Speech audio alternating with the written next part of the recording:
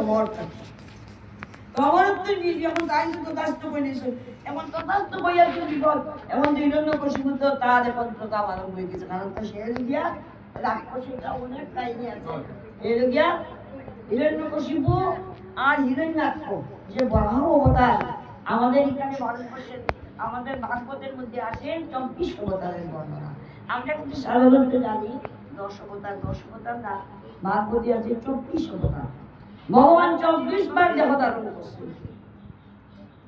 তখন বরাহ রূপ ধারণ করছেন, ওই হিরণ্যাক্ষকে বধ করছেন। বরাহ রূপে যদি আজকে বরাহ রূপ যদি ধারণ করতে না জানলে কি যে শুকর রূপ ধারণ করছেন। আমাদের মধ্যে শুকরটাও নিষেধ, কেন? এটাও তো পশু রূপটা ধারণ করিয়া পৃথিবী মানে বাঁচে। আজকে এই যে পৃথিবীর উপরে আমরা এত সব লীলা করিয়া, আজকে যদি পৃথিবী মানে উদ্ধার করতে না ভগবান শ্রীকৃষ্ণ নারায়ণের, আজকে আমরা পৃথিবী পাই না।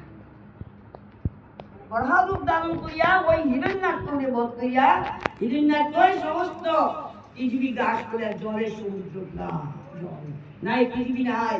ভগবান তখন অতল গব্বরে গিয়া এই বরাহ রূপ ধারণ করিয়া অতল গব্বরকে পৃথিবী মানে শুরু করে উঠাইছেন। আর এই যে হিরণ্যাক্ষর সঙ্গে যুদ্ধ একসঙ্গে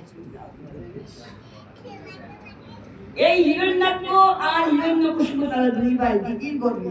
তাদের জন্ম হয়েছে এমন একটা সময়ে কশ্যপ মুনির গর্ভে। একজন মুনি অথচ তাদের গর্ভে কেন অসুর জন্ম হইল।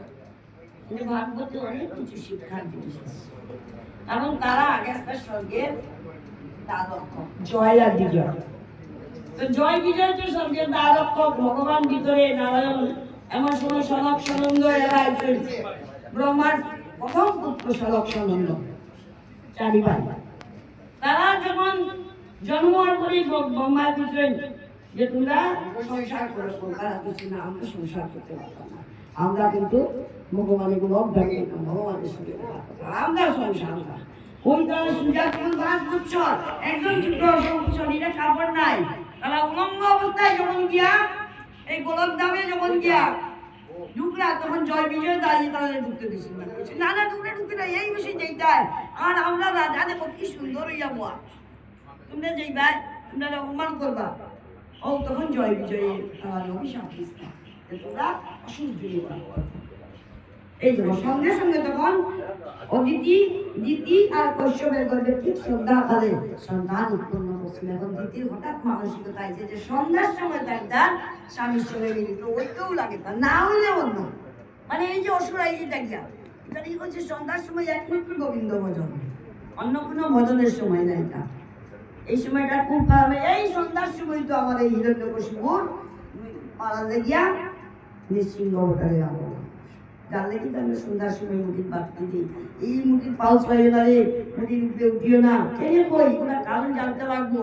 এখানে নৃসিংহ অবতারের আবির্ভাব, তাও সন্ধ্যার সময়। এই যে এই মাসটা এই তখন যখন এই হিরণ্যকশিপু যখন বলছে যে আমি অমরত্ব বর লাগে আমার, ব্রহ্মা তখন দিলেই না দিয়া, তো এখন তো দেবতা এখন তো উপায় নাই, এখন তো হিরণ্যকশিপুর এমন প্রতাপ দেবতারা তো সহ্য করতে পারেন না।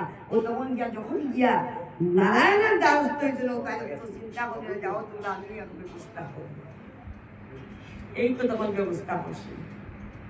এদিকে প্রহ্লাদের কত অত্যাচার, আগুনে পোড়া, বিষ দিয়া কমানি, পাহাড়ের উপরে থেকে বানানি, হাতির তলে পদবেষ্টন, কত কিছু করিয়া হরিনাম তো মুখ থেকে সরাইতে পারেন। এই যে অভিধান মুক্তি, সব আমরা প্রহ্লাদের মুক্তি দিচ্ছি।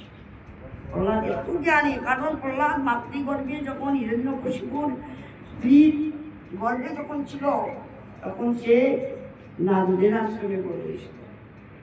আর তখন তো খালি সাধু সেবা সাধু উচ্ছিষ্ট গ্রহণ করছে। যার লাগিয়া প্রহ্লাদ ব্রহ্ম বুঝতে বৈষ্ণব পাঠিয়েছে। অসুরের করে বৈষ্ণব আইটেম নেই, এখানে তো একটা প্রশ্ন, বাবা অসুর ছেলেমেয়ে বৈষ্ণব হয়।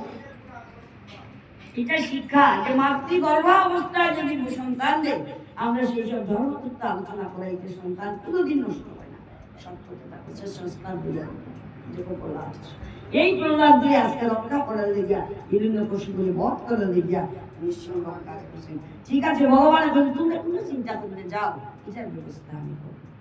যখন প্রহ্লাদ লিখাইছেন এই প্রতিস্তম্ভে কি কর নারায়ণ আছে পুত্রে আছে আছে যেমনি আপনার শরীর এমনি তো নিশ্চিন্ত অবস্থা একদম সন্ধ্যার সময় ঠিক নিশ্চিন্ত অবতারের আবির্ভাব। কারণ ইয়াকে বলতেছে এমন বল দিবাই দিনেও না রাত্রেও না মানুষেও না পশুয়েও না কোনো দিনেও না কোনো বারেও না কোনো মাসেও না অস্ত্রশস্ত্রেও না এমন দিন আমাদের বলতো যা কইছেন বোম্বাই খাতে বলছেন তো তাস্ত ওই হইব তুমি যা হো হইব যেমন এমন একদিন বার করতে যাবো তারে মারবার লাগিয়া ওই অধিক মাসের সৃষ্টি করছে প্রতি ৩৩ মাসের পরে এই অধিক মাস